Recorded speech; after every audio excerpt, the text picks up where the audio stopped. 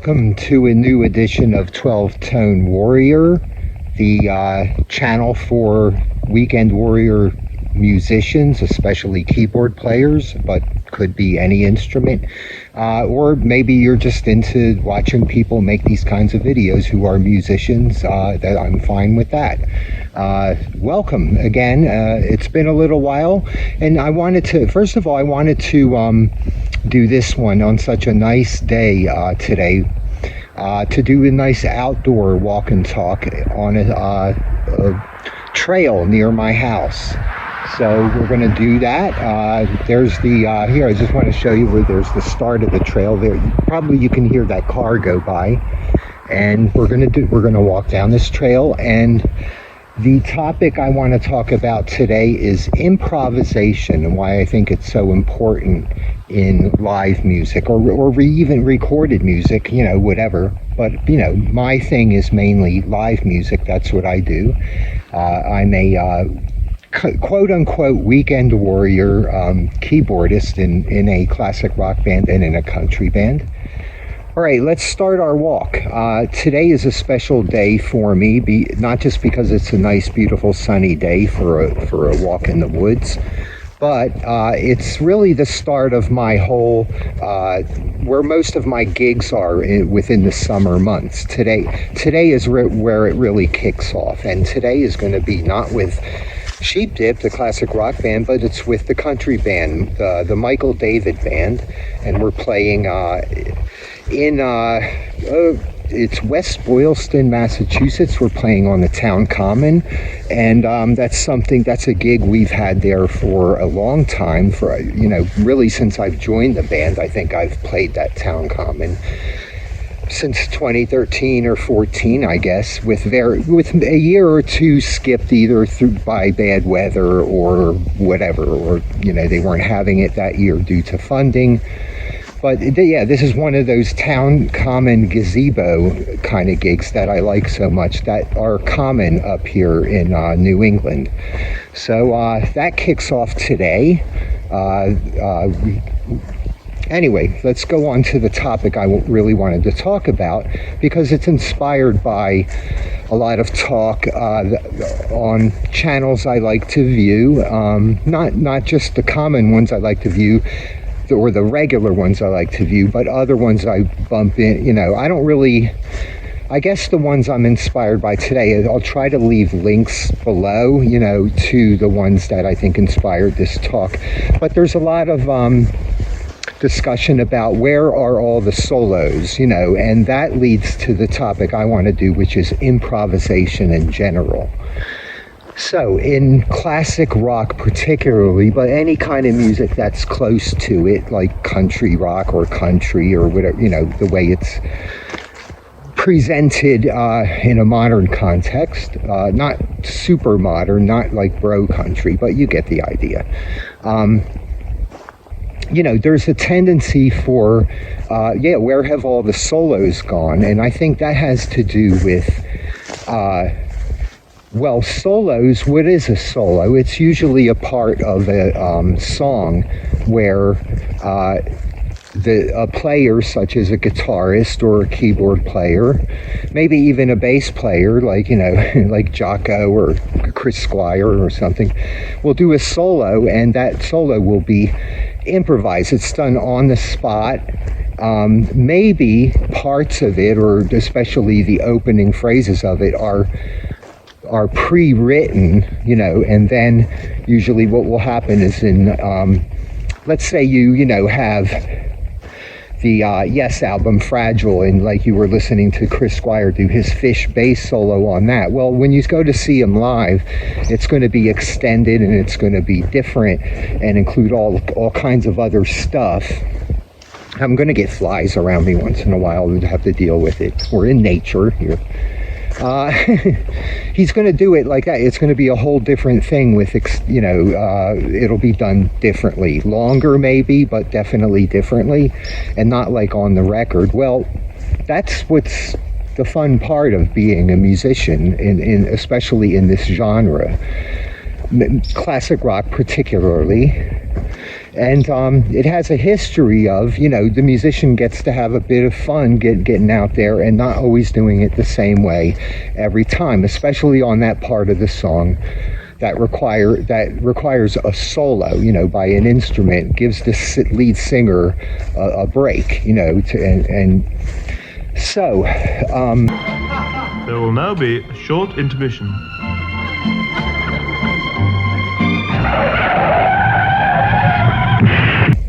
Now, typically solos, even though they might be improvised or might start out that way, what happened with a lot of classic rock bands is once that solo becomes sort of digested in live performances and repeated over and over, then after a while it just becomes part of the song, like especially the opening phrases of solos. Think about the opening phrase of "Light My Fire," the opening phrases of say AC/DC, Back in Black. There's certain things, like when a solo kicks in, that if that opening phrase isn't there, okay, again, here's a classic one, "Stairway to Heaven," it doesn't sound right. So most listeners to think that solo is just a part of the written song. But what happened was, in the first studio performance of that song, the solo was improvised likely and came out a certain way, and then once that got digested and it became a hit, people expect to hear at least what they can remember, like, oh yeah, there's the solo to Stairway, who wouldn't recognize that? But then as the solo goes on, the people's memory aren't sure if, like, what you're doing here 2.5 minutes into the solo is necessarily what's on the record. They're just kind of grooving to the song, hearing the guitarist wail away. At that point, that's the musician's opportunity to improvise on the solo, and you get to have a bit of fun on it, and you don't have as much work to do in memorizing the entire solo as it was done on the record, which there's no point for. So I think the disappearance of solos, especially guitar solos, is also linked to the decline of rock as the mainstream pop genre.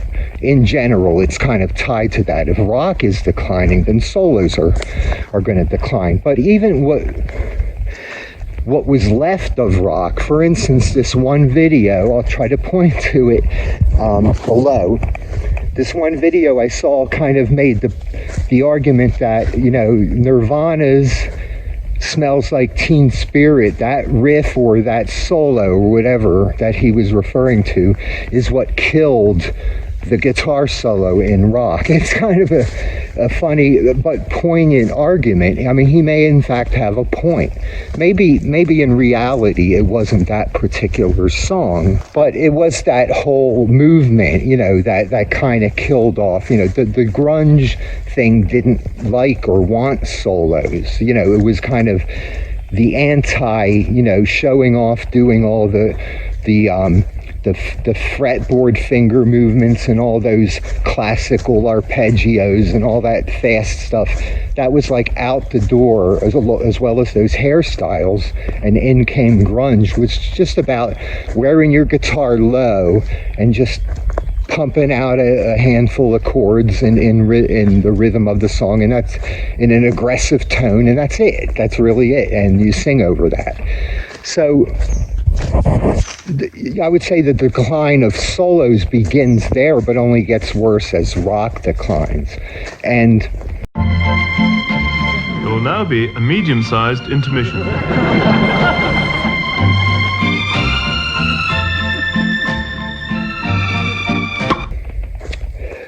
For a local musician like myself, who, I'm still very much into doing things. My thing is classic rock from the, mid 60s through to like the early 80s. And that's kind of like pretty much anything that shone through as hit songs or well-known album tracks from that period is the stuff I do. It's the stuff I play, in the kind, particularly in the classic rock band I'm in. The country band stretches out into country territory, and I grew up listening to a lot of that too, especially with bands like Poco, the Eagles,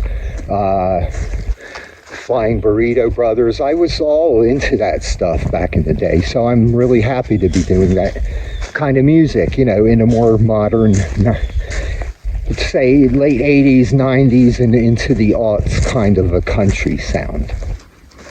All right, so where am I going with this? I think that the decline of solos is linked to the decline of improvisation and improvisational skills, and the care that people even have for that anymore. I think if you are or want to be a performing musician, these things are important. It's what carries the spirit of what you're doing. Like, why are you doing it? Is this a classical exercise, or you have like something in front of you, you have to play those notes as played on the page? No. I mean, that's not what this kind of music is about. The whole motivation and fun to do it, it certainly isn't based on the pay. The pay really covers in what I do. When you do local bars, nightclubs, and town halls, and town gazebo events, all VFW halls and such, American Legion halls, these kind of small gigs, it gives you a chance to break out and play these kind of songs in your style, or the style that your band has. You want to get the song as close to the original as you can, but when it comes time for solos, hey, that's your time to stretch out as a musician and have some fun, with the song. But in order to do so, unless you memorize every solo, you have to have decent improvisation skills. And that means being able to, basically, like I said, you should state as much as possible any recognizable opening phrases of a solo, but that's your chance to shine and make the thing your own. And sometimes you can even do that with other elements of the song, like rhythm parts, but you don't ever want to make the song unrecognizable especially if it's a kind of song that it just has the right rhythm, it has the pump that way, it has the groove, if it's missing those essential elements along with an inspired solo, the song falls flat. Being a good improviser isn't necessarily something that it comes more from a lot of listening necessarily than a lot of practice.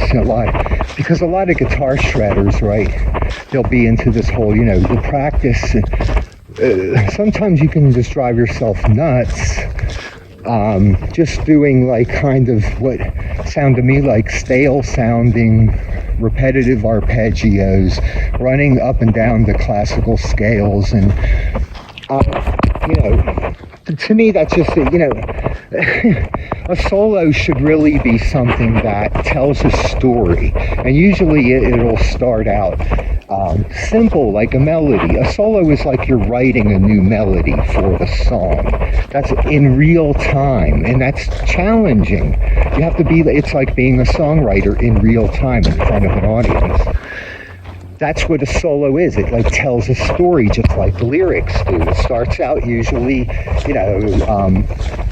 subtle and with fewer notes, and then builds up a little, and then you can throw in some fancy arpeggios and other things to give it some shimmer, and then it usually kind of settles and tells the end of its story. And so you do that with melodic lines, and it's really something that comes from your heart. It kind of comes from that combined with your melodic memory of all these classic rock songs. That's what it comes from. And so, I just want to, I guess, on this first day of my summer tour between the two bands, really about 24 out of my 32 gigs of the year come out of these the next month, the next 2.5 months. So this is where it all starts for me.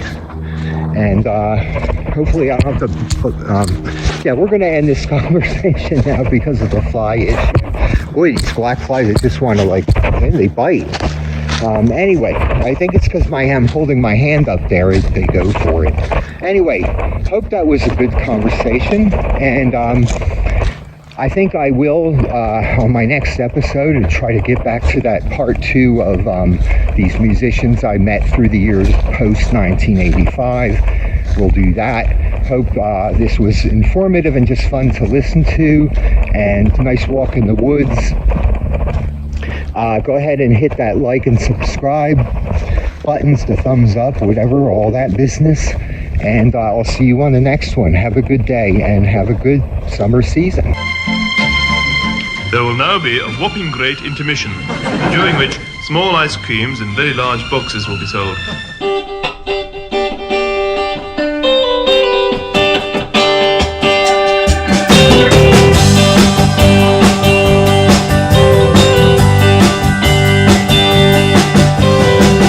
Saddle up his old blue roan at the break of dawn. Thought he'd be better off alone. It was time to move along. Left her west of Texas heartache, spring of 1885. I guess even way back then, goodbye was still goodbye. Goodbye is still goodbye. It's still real tears we cry. Though it hasn't changed, always been the same. It hurts when true love dies. Everyone's got a story. You got yours and I've got mine. Everything else changes with the times, but goodbye is still goodbye.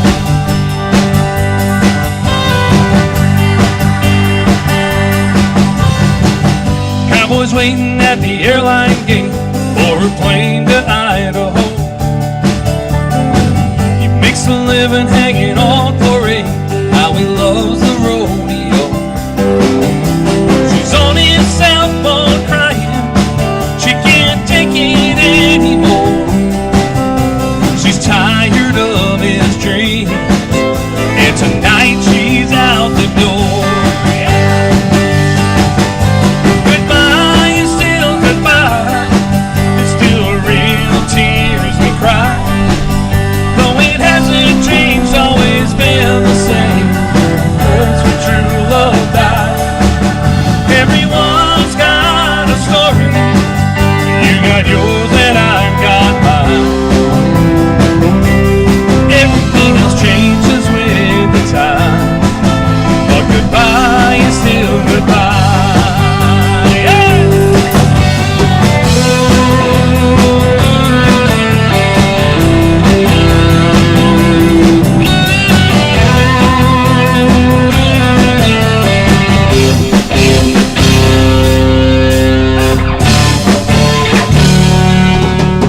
Goodbye is still goodbye.